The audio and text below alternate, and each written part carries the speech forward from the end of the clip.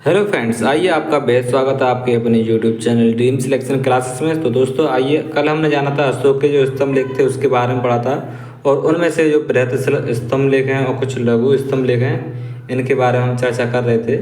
तो वही हमने आपको बताया था, जो बृहत स्तंभ लेख हैं वो कुल 6 स्थानों से प्राप्त हुए हैं, और कुल लेख इसमें 7 लिखे गए हैं। कितने लेख लिखे गए हैं तो आप बताओगे? 7 लेख लिखे गए। तो आइए दोस्तों, इनके बारे में तो हमने कल बता दिया था, आज इनके बारे में जानते हैं। जो कुल 7 लेख लिखे गए वो कौन कौन से लेख थे।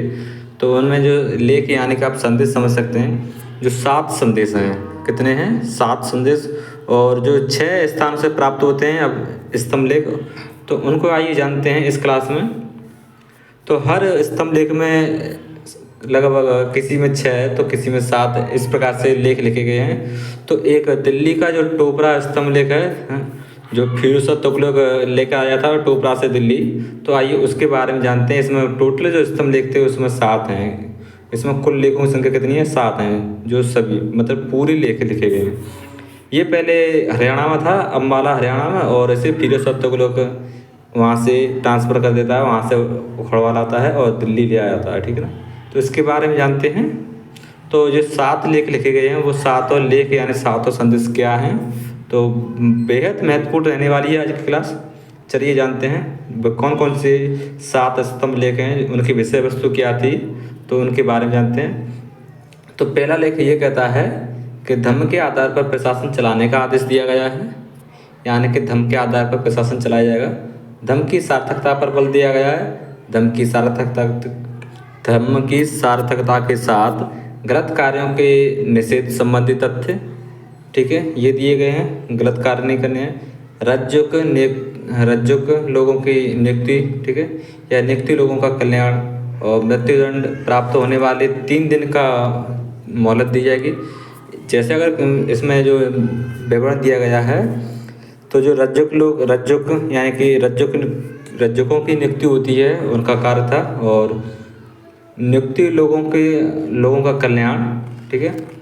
और जैसे अगर किसी को मृत्युदंड प्राप्त हो जाता है तो प्राप्त होने वाले 3 दिन होने के लिए, ठीक है, मृत्युदंड प्राप्त होने वाले 3 दिन का मोहलत मिलता है, ठीक है। उसे 3 दिन के अंदर अंदर मृत्युदंड दे दिया जाएगा, ठीक है। यानी कि अगर मान लो राज्यों के व्यक्ति, ऐसा कोई अधिकारी, राज्यों के एक अधिकारी होता था, यानी उसको ऊपर कोई आरोप लगा दिया गया है, और अगर उसे मृत्युदंड दे दिया गया है उसके कल्याण के लिए, उसके मृत्युदंड के उस 3 दिन की मोहलत दी जाएगी, ठीक है। 3 दिन के अंदर अंदर उसका मृत्युदंड फाइनल है, ठीक है। ये इसमें दिया गया है। उसके बाद हम पशुवध, जो हमने कल बताया था, पशुवध के बारे में भी इसमें दिया गया है। पशुवध निषेध है। कैदियों की रिहाई की चर्चा की गई है, ठीक है। कैदियों की रिहाई की चर्चा की गई है। सभी वर्ग के लोगों का आदर सम्मान करना चाहिए, ऐसा इसमें दिया गया है, ठीक है।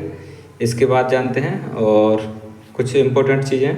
7वां ये कहता है, यानी अंतिम घोषणा क्या है वो देखिए। तो अशोक की अंतिम घोषणा थी वो ये है, 7वें, अशोक के धम्म प्रचार के लिए व्यापक कार्य होंगे, ठीक है। वट वृक्ष लगाए जाएंगे। श्रीलंका के अतिरिक्त विदेशी शक्ति का उल्लेख नहीं है। इसमें भी राज्यों की चर्चा है, और इसमें आजीविकों का उल्लेख है, ठीक है। ये बात आपको ध्यान रखनी है। लघु स्तंभ लेख के बारे में जानते हैं, वो कौन कौन से लघु स्तंभ है। सारनाथ का है, सांची का है, प्रयागराज का है, और ये सारनाथ स्तंभ कहाँ पर, तो आप बताओगे उत्तर प्रदेश में।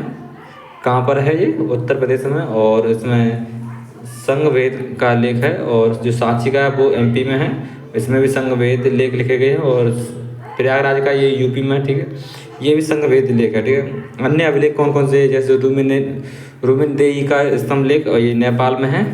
कहाँ पर है तो आप बताओ? नेपाल, जो लुम्बिनी में, ठीक है। अशोक द्वारा कर माफ करने का उल्लेख दिया गया है इसमें, और 1/8 कर दिया है, 1/8, सॉरी कितना है, 1/8 कर दिया गया है, ठीक है।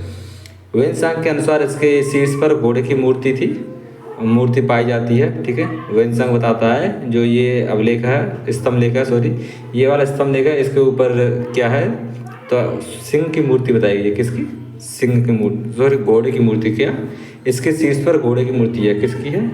तो घोड़े की मूर्ति बताई गई है, ठीक है। इसके बाद है निगाली सागर स्तंभ लेख है, और ये है नेपाल में। इसके शीर्ष पर जो शेर की मूर्ति बताई गई है, यानी कि शेर की मूर्ति पाई जाती है। और उसके बाद है तक्षशिला, जो कि पाकिस्तान में है, और तक्षशिला में भी, और इस कहाँ पर है? पाकिस्तान में। और इसकी लिपि क्या है? अरामाइक, ठीक है। एक है कंधार अभिलेख, ये अफगानिस्तान में है, यानी सारेकुना है। किस जगह पर? सारेकुना नाम का एक जगह है। अब इसकी लिपि है ग्रीक, अरामाइक, दो लिपि हैं इसकी, ठीक है। एक है लगमान अभिलेख, और ये अफगानिस्तान में है। कहाँ पर है?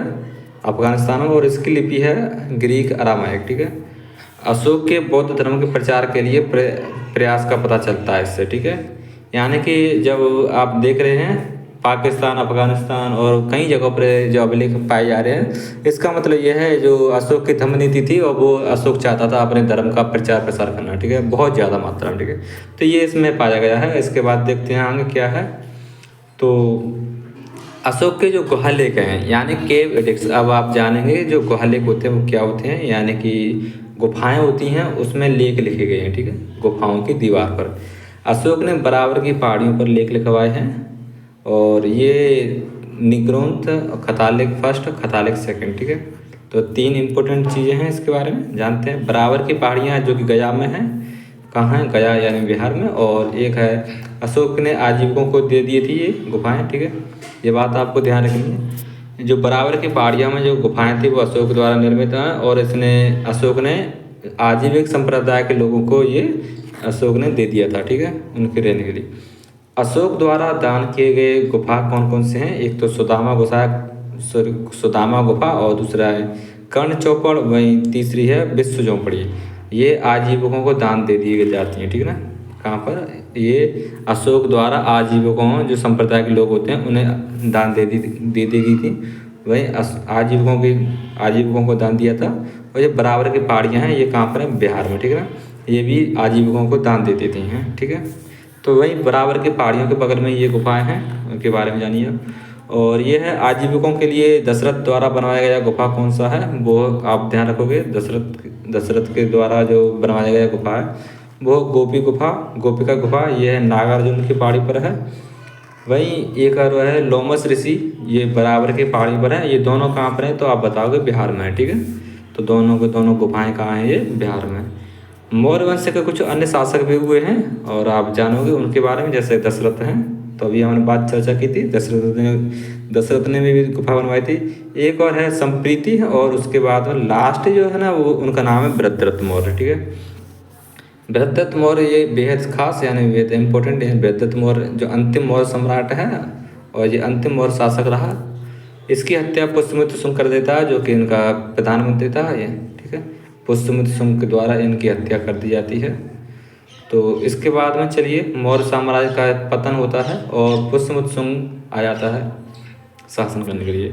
तो मौर्यों की जो प्रशासन व्यवस्था थी वो कैसी थी, तो उसके बारे में हम जानेंगे। हमने अब तक जो मौर्य सम्राटों के बारे में समझा, और उनके बारे में हमने क्लास की है। आज हम देखते हैं आगे क्या होता है। तो आगे की जो क्लास है वो ये बताती है कि इसमें मौर्य प्रशासन देखना है, वहीं इसके बाद अन्य और सामाजिक प्रशासन कैसा होता है, वो सारी चीज़ इसमें हम पढ़ेंगे, ठीक है।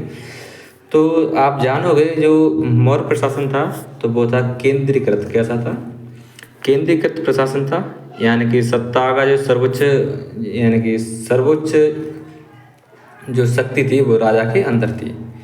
सुप्रीम कौन था? तो आप बताओगे राजा था। राजा की सहायता के लिए पुरोहित और महामात्य, युवराज, ठीक है। महामात्र और युवराज, एक और होता है महामात्र, ठीक है। एक महामात्य, एक महामात्र, या तीर्थ बोलते हैं, ठीक है, 18 तीर्थ। तो ये होते थे राजा की सहायता के लिए। तो कुल तीर्थ कितने हैं? तो आप बताओगे। इसमें 18 तीर्थ बताए गए हैं, और जो कि राजा की सहायता के लिए होते थे। तो युवराज, महामात्य, पुरोहित, युवराज, ये सारे लोग कौन होते थे? राजा की सहायता करने के लिए होते थे। तो सबसे ज़्यादा शक्ति किसके अंदर है? तो आप बताओगे राजा के अंदर है, और राजा ही पूरी व्यवस्था को देखता है, ठीक है, संपूर्ण भारतवर्ष पर। वहीं अफगानिस्तान, पाकिस्तान का पूरा क्षेत्र, और इराक ईरान की तरफ तक, वहाँ तक कुल मिलाकर अशोक का ही साम्राज्य था। और उसने एक ही जगह पर शक्ति केंद्रित की, मगध में, ठीक है, केंद्रीकृत शक्ति थी। बाकी जो प्रांत थे वहाँ पर युवराज बना दिए जाते थे, और कुछ महामात्य वगैरह हैं, तो उनके माध्यम से शासन चलाया जाता था। परंतु जो मुख्य जो शक्ति थी वो केंद्र में, ठीक है। इसके बाद कुछ महत्वपूर्ण तीर्थ हैं, उनके बारे में जानिए। कौन कौन से तीर्थ हैं? तो 18 तीर्थ होते थे, उनमें से कुछ महत्वपूर्ण तीर्थ ये हैं। पहला इम्पोर्टेंट है और इसे आप ध्यान रखना, ये है मंत्री या पुरोहित, जो कि ब्राह्मण होता था। कौन होता था? तो आप बताओ, ब्राह्मण। इनके सलाह से अन्यों की नियुक्ति होती थी, यह आप ध्यान रखना। मंत्री या पुरोहित, यानी कि जैसे कि आज के टाइम पे आप देखते हैं अपने लोकतंत्र व्यवस्था में प्रधानमंत्री की सलाह पर अन्य मंत्रियों की नियुक्ति होती है, ठीक है ना। तो किन माध्यम से? राष्ट्रपति के माध्यम से। तो और यह है प्रतिष्ठा। प्रतिष्ठा होता है फौजदारी न्यायालय या कंटक शोधन का बोलते हैं, का न्यायाधीश होता था, ठीक है ना। फौजदारी न्यायालय का न्यायाधीश कौन है? प्रतिष्ठा, ठीक है, ये आपको ध्यान रखना है। इसके बाद है व्यवहारिक, ठीक है। व्यवहारिक कौन होता है? तो ये आप ध्यान रखोगे, दीवानी न्यायालय या धर्म स्थानीय का न्यायाधीश होता है। और नायक होता है सेना का संचालक। सेना का संचालक करने वाला नायक होता है। कर्मांतिक जो होता है वो होता है देश के उद्योग धंधों का प्रधान निरीक्षक होता था। जो उद्योग धंधे होते हैं, कारखाने वगैरह, उनका निरीक्षण करने वाला कर्मांतिक होता है। एक और है, ये है दंडपालक। और दंडपालक को आप इस तरह समझेंगे, दंडपालक है वो है सेना की सामग्री जुटाने वाला अधिकारी था। सेना में क्या सामग्री, मतलब सेना के लिए जो सामग्री की आवश्यकता होती है उनके जुटाने का कार्य था दंडपालक का, ठीक है। उनके हथियार वगैरह के लिए दंडपाल की नियुक्ति की जाती है। एक है अंतपाल। अंतपाल कौन होता है? तो ये होता है सीमावर्ती दुर्गों का रक्षक है, ठीक है। सीमावर्ती जो दुर्ग थे वहाँ का जो रक्षक है वो है अंतपाल। और इसके बाद है नागरक। नागरक या पूर्व मुख्य, ठीक है, ये नगर का प्रमुख अधिकारी होता है। एक है प्रशस्ता। कौन है? बेहद इंपॉर्टेंट है, ये भी आप ध्यान रखेंगे। राजकीय कागजात होते हैं उसे सुरक्षित रखने वाला, और राजकीय आज्ञा को लिपिबद्ध करने वाला अधिकारी होता है। राजा की या राज्य में जो भी आदेश पारित किए जा रहे हैं राज्य के अंदर, राज्यसभा के अंदर, यानी कि राजा के समक्ष जो भी आदेश पारित किए जा रहे हैं उसे लिपिबद्ध कागज के रूप में लिख कर रखने वाला वो है प्रशासता, ठीक है।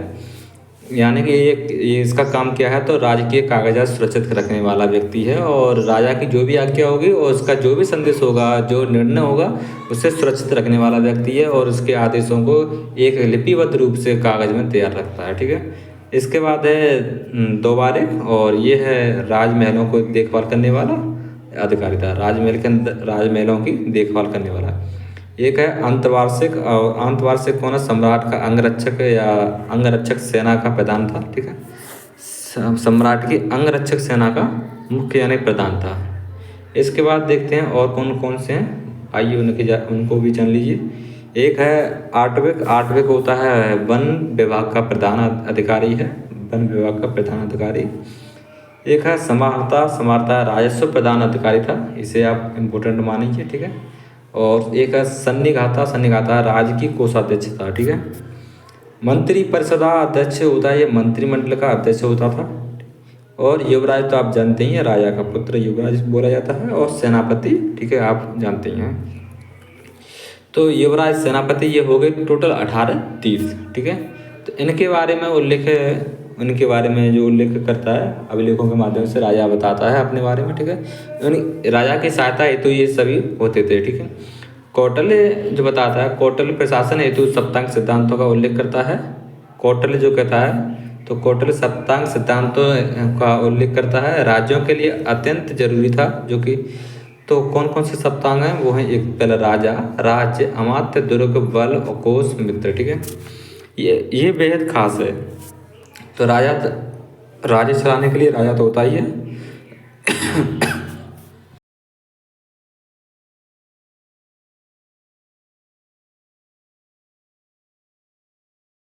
ये एक अच्छी प्रशासन की व्यवस्था के लिए तो क्या क्या जरूरी चीज़ें हैं, वो क्या सिद्धांत, जो सप्तांग सिद्धांत है उसमें क्या क्या जरूरी है वो जानिए। तो कौटिल्य बताता है जो प्रशासन के लिए एक तो राजा होना चाहिए, और उसके पास राज्य भी होना चाहिए, जिस जगह राज्य अमात्य होना चाहिए, ठीक है, जैसे कि सेनापति बोलते हैं, यानी प्रधानमंत्री उसका एक तरह का। और दुर्ग भी होना चाहिए उसका, यानी किला। और उसके पास बल होना चाहिए, शक्ति होनी चाहिए, और यानी कोष होना चाहिए। कोष का अर्थ ये है उसके पास धन होना चाहिए, संपत्ति है। और मित्र राष्ट्र भी होने चाहिए, ठीक है ना, जो उसके मित्र हों, यानी कि आड़े समय में उसे सहायता प्रदान कर सकें। तो ये खास बात थी। और आप जानते हैं प्रशासनिक इकाई क्या होती है, एडमिनिस्ट्रेटिव यूनिट के बारे में जानिए। तो आप देख रहे हैं, तो हम स्टार्टिंग करते हैं जो साम्राज्य मौर्य साम्राज्य था उसके बारे में जानिए। यानी कि जो मौर्य साम्राज्य है वो प्रांतों से मिलकर बना है, और प्रांत में कई मंडल होते हैं, और कई मंडल में आहार या विषय होते हैं, जैसे जिला बोलते हैं आज के टाइम पे। और उसके बाद में कुछ स्थानिक होते हैं जो कि 800 ग्राम का बनता है, यानी 800 गाँवों का, ठीक है। वहीं एक होता है प्रौढ़मुख जो कि 400 गाँवों का होता है, एक होता है सर्वाटिक, ये 200 गाँवों का होता है, वही एक होता है संग्रहण, ये 100 गाँव का होता है, और ये होता है एक गाँव, ठीक है। तो ये कुछ व्यवस्था थी इसके अंदर, यानी एक गाँव, ठीक है। ये 100 गाँव हो जाएंगे तो संग्रहण बन जाएगा, ठीक है। इसके बाद में अगर 200 गाँव हो जाएंगे तो सर्वाटिक होगा, वहीं इसके बाद 400 हो जाएंगे तो प्रौढ़मुख होगा, और 800 हो जाएंगे तो स्थानिक को बोलेंगे, और वहीं स्थानिक बोलेंगे इसके बाद में। तो आहार या विषय बोलते हैं जो कि जिला होता है, इन 800 गाँवों को से मिलकर बना होता है, ठीक है। इसके बाद में जो कई जिला इकट्ठे हो जाएंगे तो मंडल बनेगा, और मंडल के बाद में कई मंडल इकट्ठे हो जाएंगे तो प्रांत बनेगा, और उन प्रांतों के ऊपर जो साम्राज्य होगा टोटल, तो उसे साम्राज्य होगा वो मौर्य वंश का, ठीक है। तो ये टोटल क्या होगा, साम्राज्य होगा, जो कि उस पर अशोक का राज था। कुछ इस तरह से हैं, देखिए दोस्तों। तो सबसे छोटी इकाई क्या है, वो है ग्राम। ग्राम के ऊपर है संग्रहण, और संग्रहण के ऊपर क्या है वो आप जानते हैं, सर्वाटिक है। संग्रहण के ऊपर क्या है, सर्वाटिक, और उसके ऊपर है प्रौढ़मुख, और वहीं उसके ऊपर क्या है, स्थानिक। स्थानिक से कई स्थानिक मिलकर क्या बनाते हैं तो आप बताओगे। तो ये है आहार, और उसके बाद है मंडल। मंडल के बाद में क्या है, तो कई मंडल मिलकर बनाएंगे प्रांत, और प्रांतों से मिलकर क्या बनेगा, एक देश बनेगा, यानी कि एक पूरा साम्राज्य खड़ा होगा, ठीक है ना। तो ये इसकी मुख्य इकाइयाँ थीं। और इसके बाद देखते हैं आगे, यहाँ पर समझिए। तो जो प्रांत है, प्रांत के बारे में देखिए। तो प्रांत चंद्रगुप्त मौर्य के समय में 4 प्रांत थे। कितने थे, तो कुल टोटल कितने प्रांत थे उस समय, चंद्रगुप्त मौर्य समय में, तो 4 प्रांत थे। अशोक आ जाता तो एक प्रांत की और बढ़ोतरी कर देता, तो टोटल हो जाते हैं 5 प्रांत। उन 5 प्रांतों कुछ इस तरह से हैं, नाम क्रम से ध्यान रखना है। एक है उत्तरापथ, ठीक है, और उत्तरापथ की राजधानी थी तक्षशिला। क्या थी, तक्षशिला, ठीक है, आज वर्तमान पाकिस्तान में है। और एक है दक्षिणापथ, इसकी राजधानी थी सुवर्णगिरी, और एक है अवंती। अवंती यानी उससे आपने सुना होगा 16 महाजनपद थे, 16 महाजनपद को अशोक के समय पर एक कर दिया जाता है, एक मौर्य एम्पायर खड़ा होता है, मौर्यन एम्पायर खड़ा होता है, यानी मौर्य साम्राज्य, ठीक है। तो अवंती की जो राजधानी थी वो थी उज्जैनी, और ये मुख्य मुख्य 4 या 5 प्रांत रहते हैं, अशोक के समय में तो 5 हो जाते हैं, और चंद्रगुप्त मौर्य समय में 4 थे, एक अलग था। और कलिंग को जीतने के बाद में अशोक 5वां जो प्रांत था उसे शामिल कर लेता है। उसके बाद है प्राची। प्राची की राजधानी थी पाटलिपुत्र, और उसके बाद है कलिंग। कलिंगा की राजधानी थी तोसली, ठीक है, जो अशोक के द्वारा ऐसे मिला लिया जाता है, ठीक है दोस्तों। और ऊपर की जो 4 हैं वो उस चंद्रगुप्त मौर्य के समय से ही थी, ठीक है। चंद्रगुप्त मौर्य उनको एक कर लेता है, और अशोक जब आता है तो अशोक कलिंग पर आक्रमण करने के बाद में करीबन 1 लाख लोगों की मृत्यु, 1.5 लाख लोग बेघर हो जाते हैं, और उसे अपने राज्य में मिला लेता है, अपना मौर्य साम्राज्य यानी मौर्यन एम्पायर खड़ा करता है, खूब बड़ा, ठीक है। और उसके बाद अशोक का हृदय परिवर्तन होता है, तो बौद्ध धर्म को अपना लेता है, ठीक है। इसके बाद प्रमुख यानी प्रांतों का जो प्रमुख होता था तो उसे आप बताएंगे, तो वो है युवराज, कौन है, प्रिंस। और इसकी सहायता के लिए प्रांतीय महामात्र होते थे, ठीक है ना। प्रमुख अध्यक्षों की सूची के बारे में जानिए। तो देखिए वो कौन कौन से हैं। एक है पोतवा अध्यक्ष। तो पोतवा अध्यक्ष का ये होता है मापतौल विभाग का अध्यक्ष था। एक है मुद्राध्यक्ष, और ये पासपोर्ट विभाग का अध्यक्ष था, यानी इसका काम था पासपोर्ट बनाना आने के लिए, आना जाने के लिए, ठीक है ना। और ये जो है दोनों केंद्र लेवल पे थे, ठीक है, दोनों कहाँ पर थे, एक इनका जो लेवल था केंद्र लेवल का था, ठीक है, केंद्रीकृत व्यवस्था थी। एक है अकाराध्यक्ष। अकाराध्यक्ष के बारे में आप जानोगे तो ये खानों का अध्यक्ष होता है, किसका, तो आप बताओ खानों का, यानी कि जो खाने होती हैं जहाँ से माइनिंग की जाती है तो उसका अध्यक्ष होता है, ठीक है ना। सीताध्यक्ष होता है राजकीय कृषि विभाग का अध्यक्ष था। इसे बेहद इंपॉर्टेंट है, आप इसे मार्क कीजिए, ठीक है, इम्पोर्टेंट है ये। सीता अध्यक्ष कौन होता है, तो राजकीय कृषि विभाग का अध्यक्ष था, ठीक है। और विषय का प्रमुख होता है तो इसे बोलते हैं विषपति, ठीक है। विषय के प्रमुख को विस्पति बोलते हैं और स्थानीय प्रशासन को स्थानिक बोलेंगे या स्थानिक के अधीन होता था। इसके अधीन गोप होता है। क्या होता है? गोप। स्थानिक के अधीन कौन होता है? गोप होता है, जो 10 गांवों का प्रमुख था। ठीक है, तो 10 गांवों का प्रमुख होता है, ये होता है गोप। और तो ये स्थानिक बनता, यानी स्थानिक के अधीन होता है। तो आप बताओगे स्थानीय प्रशासन किसके अधीन होता है? तो स्थानिक के अधीन होता है। ठीक है, इसके बाद आप जानोगे तो वो है प्रमुख अधिकारी। और कौन कौन है? एक है युक्तक। तो युक्तक के बारे में जानोगे तो युक्तक कौन है? तो जिला का राजस्व वसूलता था, जिले का राजस्व वसूलने वाला व्यक्ति है। और एक है रज्जुक। रज्जुक पहले राजस्व की भूमि की पैमाइश करता था, बाद में न्यायिक अधिकारी पद मिल गया। ठीक है, न्यायिक अधिकार मिल गया इसे। तो स्टार्टिंग में ये रज्जुक था, उसका काम क्या था? तो आप बताओगे पैमाइश करना, भूमि की पैमाइश करना। और बाद में से न्यायिक अधिकार मिल जाता है और ये जस्टिस यानी न्याय करने लगता है। ठीक है, तो ये थी कुछ बातें। इसके बाद है नगर जो प्रशासन था वो कैसा था? नगर का प्रशासन बताता है तो मेगास्थनीज है, तो वो अपनी पुस्तक उसकी इंडिका, उसमें इसका विवरण करता है नगर प्रशासन का। तो नगर प्रशासन कुछ इस प्रकार से है, वो देखिए। नगर प्रशासन के लिए 30 सदस्यों द्वारा चलाया जाता था। इसमें कुल 6 समितियाँ बनती थीं और एक समिति के सदस्य लगभग, एक समिति में 5 या 6 सदस्य होते थे। 5 सदस्य माने चलिए। ठीक है, तो एक समिति में 5 सदस्य होते थे।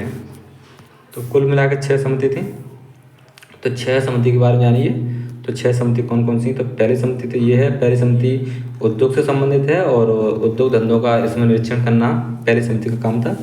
और दूसरी समिति थी ये विदेशियों से संबंधित है, विदेशियों की देखरेख करती थी, कौन आ रहा है कौन जा रहा है और उसके बारे में विवरण करना। ठीक है, तीसरी समिति का काम था जन्म मरण का विवरण रखना। ठीक है, कौन जन्म ले रहा है और कौन मर रहा है। ठीक है, उनका यानी कि एक तरह की, जैसे आज के समय वोटर लिस्ट तैयार होती है उस समय। ठीक है, तो वोटर लिस्ट, जन्म प्रमाण पत्र ऐसे बनाए जाते हैं। ठीक है, तो यानी कि जो मृत्यु प्रमाण पत्र सर्टिफिकेट और जन्म प्रमाण पत्र जो बनते हैं, तो यानी उस समय जन्म मरण का हिसाब किताब रखने वाली समिति का तीसरी थी। और चौथी जो समिति थी वो व्यापार वाणिज्य का विवरण को देखरेख करती थी। और 5वीं समिति इसका काम था निर्मित वस्तुओं की देखरेख करना। ठीक है, जो उद्योग धंधों में वस्तुएं बनाई जा रही हैं कौन कौन से, उसकी देखरेख करना, कितनी वस्तुएं बन रही हैं, क्या हो रहा है। ठीक है, छठवीं जो है वो थी समिति, उसका काम था बिक्री कर वसूलना। ठीक है ना, जो सामान बेचा जाता है उस पर कर वसूलना। ठीक है, और अरेस्ट जो नोमोई है, अरेस्ट नोमोई अभिलेख है और उसमें अरेस्ट नोमोई एक नगर का अधिकारी होता था, इसे आप ध्यान रखेंगे।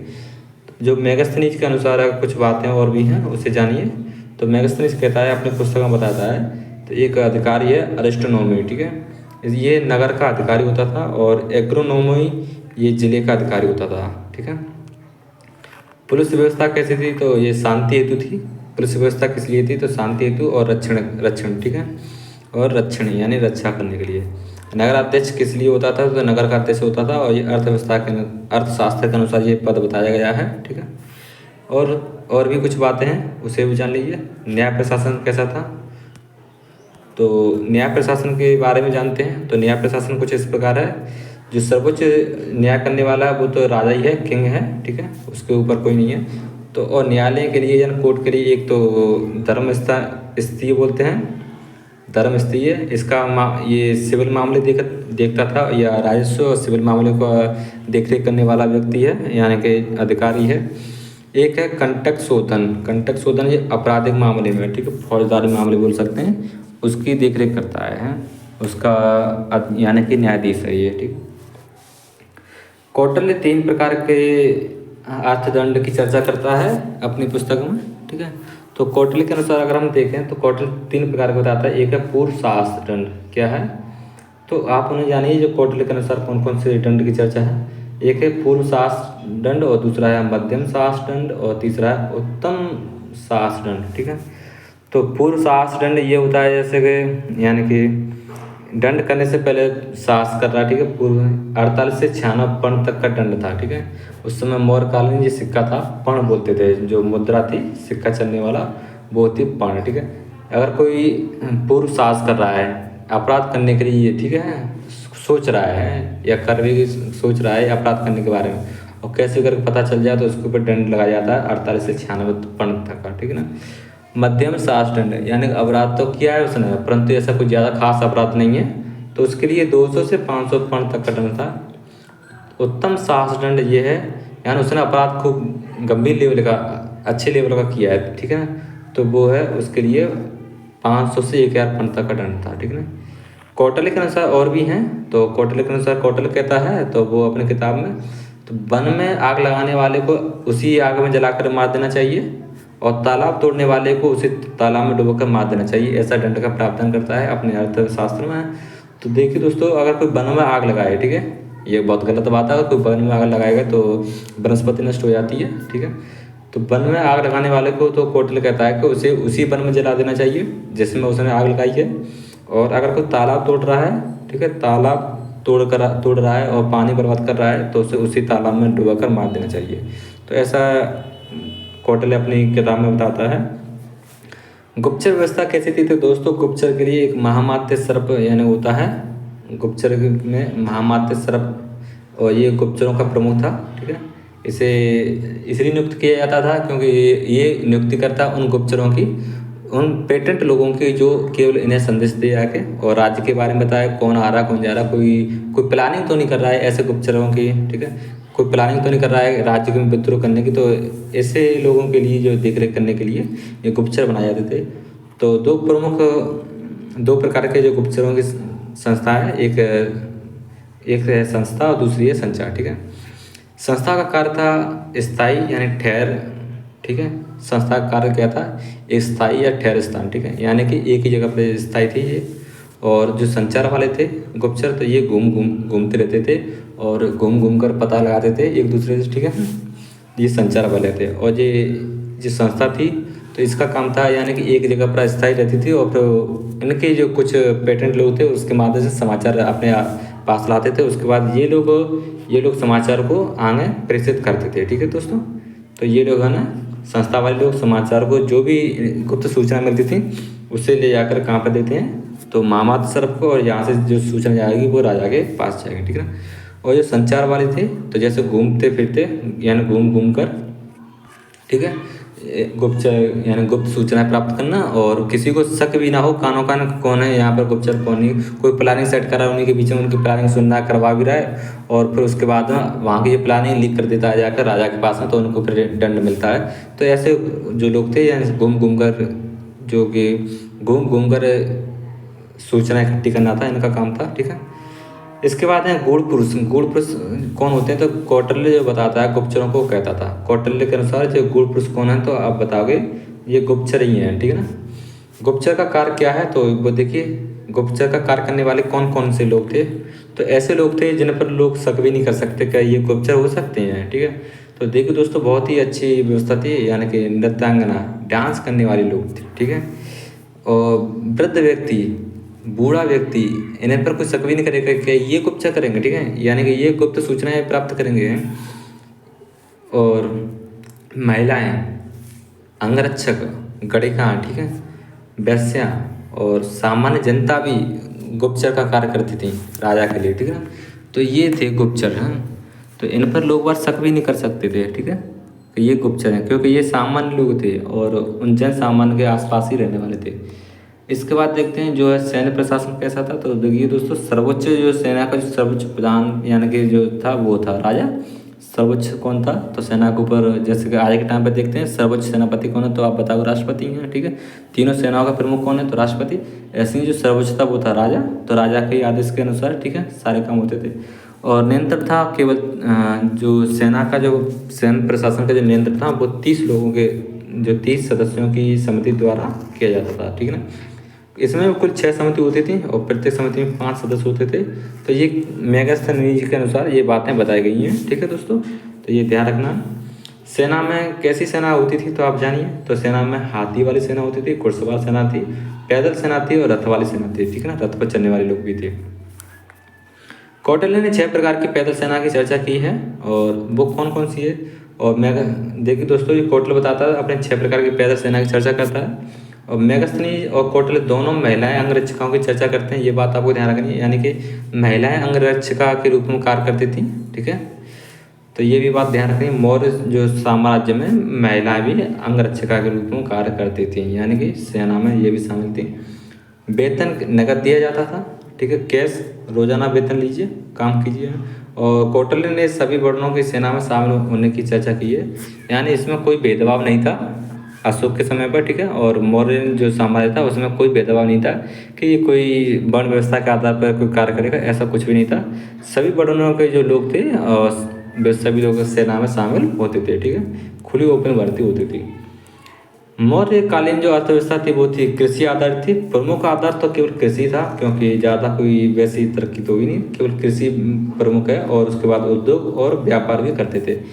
कृषि, पशुपालन और व्यापार तीनों को सम्मिलित रूप से वार्ता कहा है, और ये अर्थशास्त्र के अनुसार कहा है। तो आप ध्यान रखना, जो कौटिल्य का अर्थशास्त्र है उसमें क्या बताया गया है, कृषि, पशुपालन, व्यापार तीनों को संयुक्त रूप से क्या बोलते हैं, तो आप बताओगे वार्ता, ठीक है दोस्तों।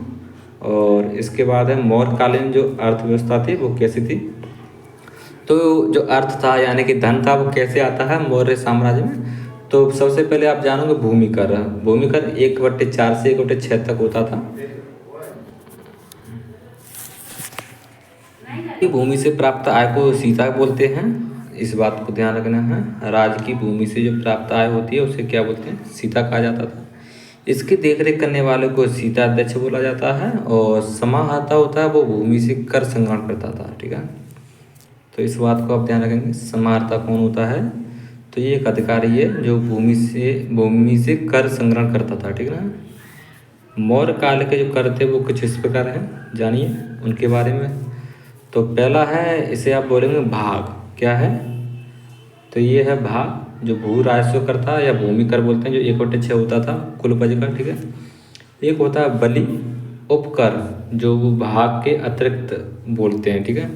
जैसे कोई खेती कर रहा है और भू राजस्व दे रहा है या भूमि कर दे रहा है 1/6, अगर उसके पास अधिशेष जो हो रहा है तो ठीक है, यानी कि उपज बहुत अच्छी है, ज़्यादा उपज हो रही है, तो और भूमि कर के अतिरिक्त 1/6 के अतिरिक्त जो देने वाला है करता, इसे बलि बोलते हैं। और ये उपकर है, इस भाग के अतिरिक्त दिया जाता था, ठीक है ना, यानी कि अधिशेष कर है, ठीक है। इसके बाद है प्रणय, और प्रणय होता था आपातकालीन कर रहे हैं। आपातकालीन, जब कोई आपातकालीन स्थिति होती है जैसे युद्ध वगैरह के समय में, तो उस समय कुछ अधिक कर और लिया जाता है, इसे प्रणय बोलते हैं। एक होता है उदक भाग, और ये सिंचाई कर है, ठीक है। और एक है सेतु, ये फल फूल पर लगने वाला कर है, क्या है ये, जो फल फूल पर लगने वाला कर है, ठीक है। एक है उत्संग कर, क्या है उत्संग कर, ये राजा को भेंट के स्वरूप दिया जाता था, यानी कि भेंट स्वरूप आप राजा से मिलने जाओगे तो कुछ ना कुछ भेंट करोगे, ठीक है। एक है विविध कर, जो पशुओं की सुरक्षा के लिए कर दिया जाता है। और एक है बिक्री कर, जो देसी वस्तुओं पर 4% था और विदेशी वस्तुओं पर 10% था, ठीक है दोस्तों, ये बिक्री कर है। अन्य कर के बारे में और भी हैं कुछ कर, उनके भी जान लीजिए। अन्य कर जैसे भवन पर कर, जल पर कर, ये दोनों नगर में लगते थे, अर्थशास्त्र के अनुसार हैं ये, ठीक है। भवन पर कर और जल पर कर, ठीक है ना, ये कहाँ पर थे, ये नगर में, ठीक है। ग्रामीण में ये ऐसे कर नहीं लगते थे। मैगस्थनीज है वो बताता है, तो मैगस्थनीज कर ना चुकाने वाले को मृत्युदंड की बात करता है। और खेत पर मैगस्थनीज क्या कहता है अपनी पुस्तक में, इंडिका में, का कोई कर नहीं चुकाता था तो उसे मृत्युदंड दिया जाता था, और ऐसी बात करता है। खेत का जो प्रकार है वो 2 प्रकार से होता है, एक है कृष्ट और दूसरा अकृष्ट। कृष्ट वो भूमि होती है जो जोती की भूमि है, ठीक है, जिस पर यानी कि फसल उगाई जाती है, जोत वाली भूमि है ये। और ये जो भूमि है ये बिना जोत की भूमि, यानी इसे आप बोल सकते हैं बंजर भूमि है। कैसी है ये, तो ये है बंजर भूमि, ठीक है दोस्तों। और इसके बाद देखते हैं आगे, तो ये है कृष्ट। कृष्ट के बारे में हम 2 प्रकार से जानेंगे, जो अभी आपने देखा था, जो जोत वाली भूमि थी तो उसमें जिसमें खेती की जाती थी और फसल उगाई जाती थी, तो इसमें 2 प्रकार की भूमि है, एक है देव मात्रक भूमि और दूसरा अदेव मात्रक, ठीक है। देव मात्रक वो होती है कृषि वर्षा पर आधारित होती थी, यानी कि कृषि वर्षा पर, जब वर्षा होगी तभी इसमें कृषि होगी अच्छे से। और अवदेव मात्रक यानी कि बिना वर्षा वाली, ठीक है, जो कृषि होगी तो इसमें बिना वर्षा की होती थी। कौटिल्य ने चावल की 2 किस्में बताई हैं, एक है तारक, दूसरी है वारक। ठीक है। कौटिल्य अपनी किताब में धारक और बारक नाम के दो चावल की किस्मों का विवरण देता है, यानी कि उनका वर्णन करता है। कौटिल्य ने ईख की खेती को निकृष्ट माना है क्योंकि इसमें परिश्रम बहुत अधिक और व्यय दोनों अधिक लगते हैं, इसलिए ये निकृष्ट है। कैसी है? निकृष्ट, यानी कि एक तरह के बंजर टाइप में रखा है और इस पर कोई कर नहीं दिया जाता था। ठीक है दोस्तों, ईख पर कोई कर नहीं था, हाँ? क्योंकि इसमें परिश्रम और मेहनत बहुत ज़्यादा है और व्यय भी इसमें बहुत ज़्यादा होता है।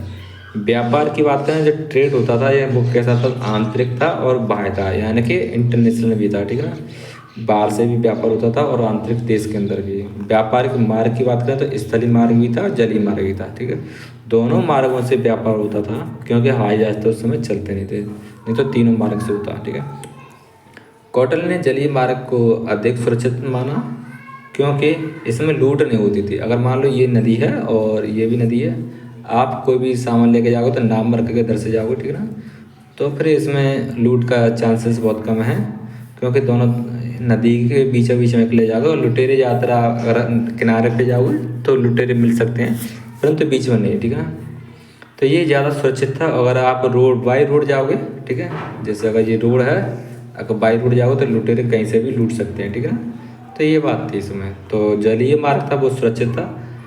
बाह्य व्यापार की बात करें तो इसमें आप पश्चिम और पूर्व यानी दो दिशा में, पश्चिम में तक्षशिला से व्यापार होता था, पूर्व में दक्षिण पूर्व एशिया जो क्षेत्र है वहाँ से व्यापार। जो पश्चिम में जो मुख्य केंद्र था तक्षशिला, यानी कि जो ये मौर्य साम्राज्य का केंद्र था, तो यहाँ से व्यापार होता था। बैक्टीरिया ईरान इराक की तरफ सामान जाते थे और आते थे। ठीक है ना, और व्यापार में जो मुख्य वस्तु थी एक्सपोर्ट करने वाली और इंपोर्ट करने वाली वस्तुएं कौन कौन सी थी वो देखिए। तो यहाँ से एक्सपोर्ट होता था हाथी दांत और नील, कपास इत्यादि का यहाँ से एक्सपोर्ट होता था क्योंकि बहुत ज़्यादा मात्रा में होती थी। वहीं यहाँ पर आयात होता था, तो वो देखो विलासिता वाली वस्तुएं, मदिरा यानी कि शराब वगैरह, ठीक इत्यादि खाने पीने की ऐसी जो मतलब विलासिता वाली वस्तुएं, क्यों पैसा बहुत था, पैसे की कमी नहीं थी भारत के अंदर, तो जाइए कुछ ना कुछ विलासिता वाली वस्तुएं मंगाइए, आराम से ऐश मौज कीजिए। ठीक है ना, ऐसे कुछ इस प्रकार से चलता था। अर्थशास्त्र के अनुसार अगर देखें, अर्थशास्त्र के अनुसार सूती वस्त्र का जो महत्वपूर्ण केंद्र था वो कौन कौन से हैं उन्हें जानिए। सूती वस्त्र के जो महत्वपूर्ण केंद्र हैं वो हैं, एक तो आपका काशी है, काशी, वत्स्य, बंग, कलिंग और मालवा, ये क्षेत्र हैं 5 और जो कि सूती वस्त्र के महत्वपूर्ण केंद्र रहे। ठीक है, अन्य में देखते हैं आगे मौर्यकालीन समाज कैसा था। तो देखिए दोस्तों, जो मौर्यकालीन समाज है, मौर्यकालीन समाज के बारे में बात करते हैं। तो मौर्यकालीन जो समाज था वो पुरुष आधारित समाज था, यानी पितृसत्तात्मक था। ठीक है, अभी तक हम समझ रहे हैं।